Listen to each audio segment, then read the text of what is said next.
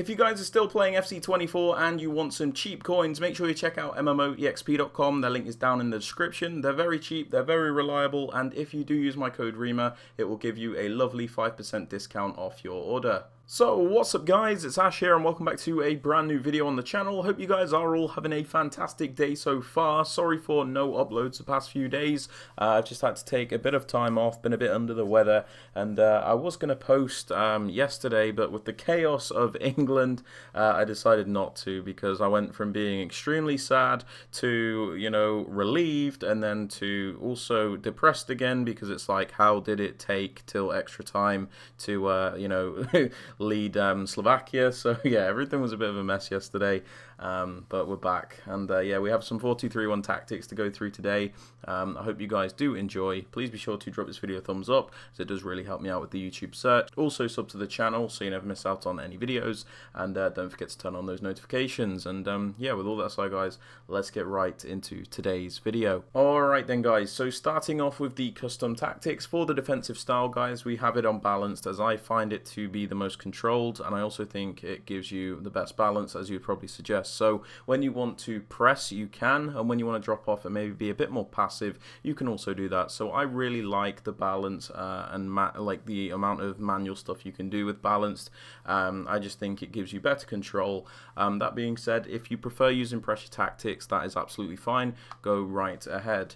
Now moving on to the defensive width guys, at the moment we are using 35. I don't go lower than this because I don't want it to be too narrow, but the whole idea of it is that we have a nice narrow and compact defense to block out all those attacks through the middle. Now I used to have this at like 40, 45, but there was just a few too many gaps through the middle, so I've just loaded it a bit more to compact it, to make it a bit more solid, but we still have decent coverage of the wider areas as well, which is very important. So I've really liked this, but again, you guys can up it a bit if you want. Now for the depth guys, you can use whatever you want really. A couple of suggestions I can make for you. There's a lot of people are using 100 depth, which is basically where you have a really crazy high defensive line. You can see in that diagram, if I start at like 60, you can see the defensive line starts behind those two strikers, but if we up it all the way up to 100, very very high up. But the thing about it as well is you do get that automatic press from the AI, so it basically defends for you, and very aggressively. So this personally isn't for me, but if you struggle a bit defensively and you need some extra help, 100 is good.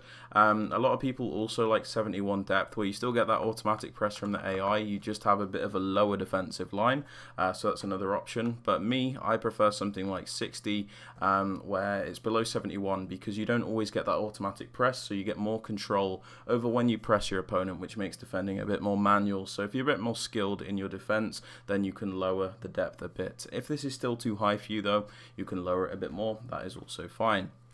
Now for the build-up play guys, we pop this on balanced, as I find it to be the most controlled and the most varied way to build up. When you use balance, you can basically pick and choose between all the different types of build-up styles, so like slow build-up, fast build-up, or even long ball, whenever you want. So I find it to be, you know, the best in my opinion, and I also think all these individual settings are pretty bad. Like slow build-up doesn't help you build up slowly, your players just move around in a really sluggish manner, and it's very predictable. Fast build-up's very very chaotic, and I don't like that either. And then long ball, I suppose it can be alright. You actually notice a bit of a difference with this, but unless you just want to spam long balls, then this is no good either. So I think balanced is just the best way to go. Now for the chance creation guys, we pop this on direct passing, as it's the only way to consistently break down defenses in this game. It's a very push forward track back kind of movement, and it does allow you to beat those AI park the bus defenses.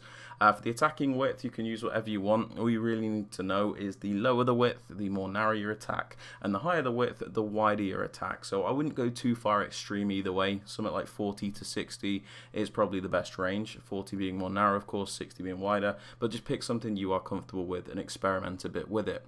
Now for the players in the box, I have this on 7 to get quite a few players into that penalty area without completely overcommitting, because we don't want to get counter attacks all the time. And then for the corners and the free kicks, I'm currently experimenting with this on 3, but you guys can do what you want with that. Now for the player instructions guys, on the striker we have them on stay central and get in behind. Stay central is important because it keeps keeps them in the middle, so you can always rely upon them. If you have them on balance whips, sometimes your striker gets a little bit lost and they're not where you need them to be to finish off your chances, or to get up the pitch. So stay central keeps them in the middle area. This is very important when you only have one striker in the formation.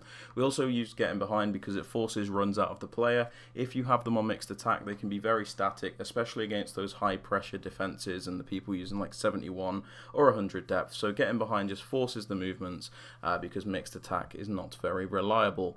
Now for the wide cams, guys, we pop them on comeback and defense and get into the box for cross. The reason we do this is because it makes it defend in like a 4-4-2 shape or even a 4-4-1-1 at times.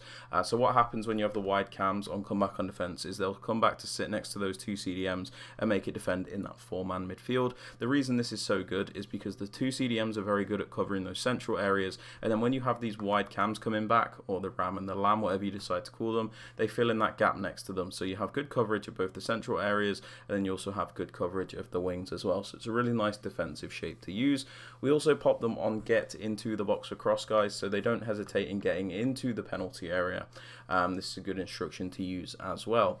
Now for the central cam, guys, we just pop them on get into the box for cross again, so they don't hesitate in getting into the penalty area. I see some people prefer like stay on the edge of the box for cross or balance crossing runs. Me personally, I prefer get into the box, but you guys might want to experiment with that as well.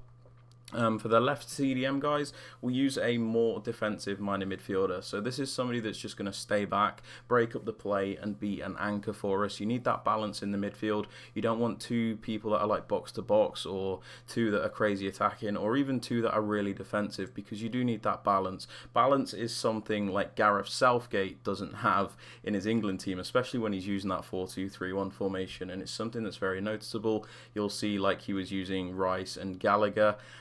For example, that didn't really work because none of them are creative or anything like that. So Rice is my more defensive-minded one. Balance is important. So we have them on stay back, cut passing lanes, and cover centre.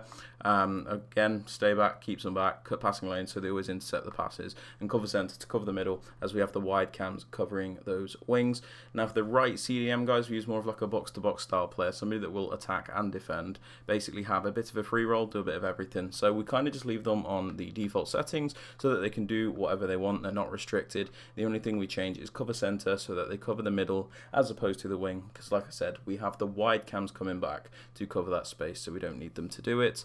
For the right back, guys, my more attacking minded fullback, so it doesn't matter which one your most attacking one is, but whichever one is your most attacking one, so in my case it is the right back, we pop them on balanced overlap. Now this is because the 4-2-3-1 can still be quite a narrow formation even if you use a decently high width, and it's important to use that overlapping run type with an attacking fullback to stretch out the opponent's defense, to really get that space, to give you that extra wider option, and to make your attack less predictable. So this is a very underrated thing that a lot of people still don't use, but I think it's very, very important.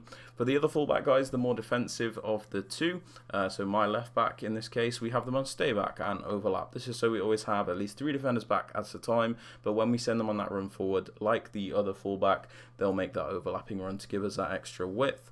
For the 2 centre backs, guys, we just leave them alone, and then the goalkeeper, we also leave them alone. But yeah, guys, they are my tactics and instructions for the 4-2-3-1. I hope you guys have enjoyed or found it useful. If you have, please be sure to drop a like, sub to the channel if you are new, so you never miss out on any videos, and don't forget to turn on those notifications. And yeah, with all that aside, guys, hope you have a fantastic rest of your day. I'll catch you all in the next video. Peace out, guys. Take care.